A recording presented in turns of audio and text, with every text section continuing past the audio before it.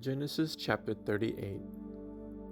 About this time, Judah left home and moved to Adullam, where he stayed with a man named Hirah. There he saw a Canaanite woman, the daughter of Shua, and he married her. When he slept with her, she became pregnant and gave birth to a son, and he named the boy Then she became pregnant again and gave birth to another son, and she named him Onan. And when she gave birth to a third son, she named him Shelah. At the time of Shelah's birth, they were living at Kezib. In the course of time, Judah arranged for his firstborn son to marry a young woman named Tamar. But was a wicked man in the Lord's sight, so the Lord took his life. Then Judah said to Er's brother Onan, "Go and marry Tamar, as our law requires of the brother of a man who has died. You must produce an heir for your brother." But Onan was not willing to have a child who would not be his own heir. So whenever he had intercourse with his brother's wife, he spilled the semen on the ground. This prevented her from having a child who would belong to his brother. But the Lord considered it evil for Onan to deny a child to his dead brother. So the Lord took Onan's life too. Then Judah said to Tamar, his daughter-in-law, "Go back to your parents' home and remain a widow until my son Shelah is old enough to marry you." But Judah didn't really intend to do this because he was afraid Shelah would also die, like his two brothers. So Tamar went back to live in her father's home. Some years later, Judah's wife died. After the time of mourning was over, Judah and his friend Hirah the Adullamite went up to Timnah to supervise the shearing of his sheep. Someone told Tamar, "Look, your father-in-law is going up to Timnah to shear his sheep." Tamar was aware that Shelah had grown up, but no arrangements had been made for her to come and marry him. So she changed out of her widow's clothing and covered herself with a veil to disguise herself. Then she sat beside the road at the entrance to the village of Onan, which is on the road to Timnah.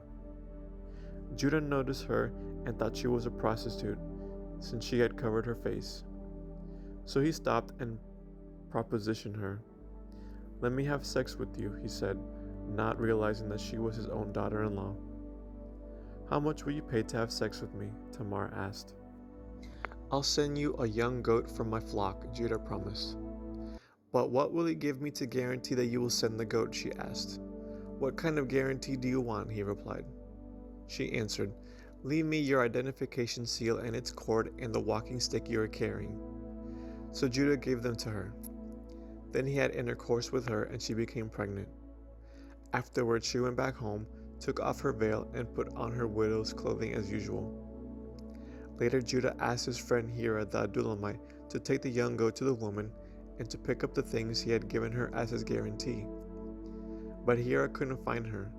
So he asked the men who lived there, "Where can I find the shrine prostitute who was sitting beside the road at the entrance to Onan?" "We've never had a shrine prostitute here," they replied. So Hirah returned to Judah and told him, "I couldn't find her anywhere, and the men of the village claim they've never had a shrine prostitute there." "Then let her keep the things I gave her," Judah said. "I sent the young goat, as we agreed, but you couldn't find her. We'd be the laughing stock of the village if we went back again to look for her." About 3 months later, Judah was told, "Tamar, your daughter-in-law, has acted like a prostitute, and now because of this, she's pregnant. Bring her out and let her be burned," Judah demanded. But as they were taking her out to kill her, she sent this message to her father-in-law: "The man who owns these things made me pregnant. Look closely. Whose seal and cord and walking stick are these?" Judah recognized them immediately and said, "She is more righteous than I am, because I didn't arrange for her to marry my son Shelah." And Judah never slept with Tamar again. When the time came for Tamar to give birth, it was discovered that she was carrying twins. While she was in labor, one of the babies reached out his hand. The midwife grabbed it and tied a scarlet string around the child's wrist, announcing, "This one came out first." But then he pulled back his hand and out came his brother. "What?" the midwife exclaimed. "How did you break out first?" So he was named Perez. Then the baby with the scarlet string on his wrist was born, and he was named Zerah. End of Genesis chapter 38.